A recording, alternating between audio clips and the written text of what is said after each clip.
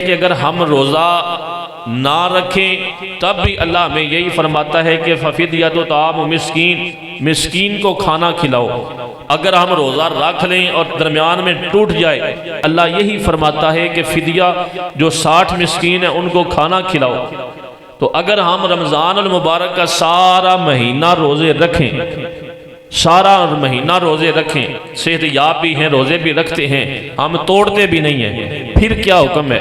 अल्लाह करीम फिर भी यही फरमाता है कि ईद की नमाज उस वक़्त तक तुमने नहीं पढ़नी जब तक किसी मिस्कीन को खाना ना खिला दो, किसी मिस्कीन को फितराना अदा ना कर दो।